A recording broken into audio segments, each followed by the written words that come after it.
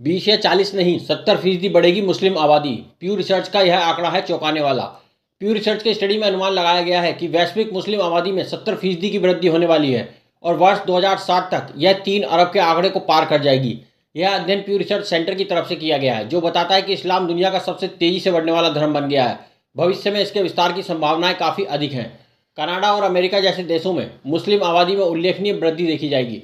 Canada में मुस्लिम की आबादी अगले 5 वर्षों में 3 गुना हो जाएगी, जबकि अमेरिका में भी मुस्लिम बच्चों की संख्या में तेजी से इजाफा होगा। प्यू रिसर्च सेंटर के अनुसार कनाडा में मुस्लिम आबादी 2010 के 9,40,000 से बढ़कर 2030 तक 2.7 मिलियन हो जाएगी, जो कुल आबादी का 6.6% होगी। इस वृद्धि के पीछे मुख्य कारणों में प्रवासन, उच्च जन्म दर और युवा मुस्लिम आबादी शामिल है।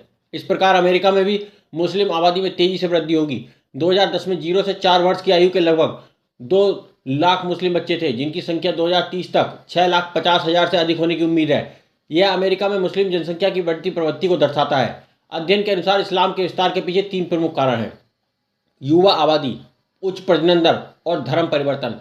कुछ क्षेत्रों में इस्लाम में धर्म परिवर्तन की प्रथा भी मुस्लिम जनसंख्या में वृद्धि का एक कारण है। अध्ययन में कहा गया है कि भारत और नेपाल भविष्य में भी हिंदू बहुल राष्ट्र बने रहेंगे।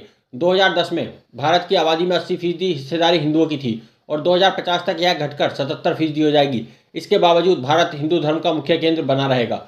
2050 तक भारत की आबादी दुनिया की कुल आबादी का 18% होगी, जिसमें हिंदू धर्म की वैश्विक हिस्सेदारी 15% रहेगी। अगले 25 वर्षों में वैश्विक हिंदू आबादी 1 बिलियन से बढ़कर 1.4 बिलियन हो जाएगी, जो वैश्विक प्रवृत्ति के बराबर है।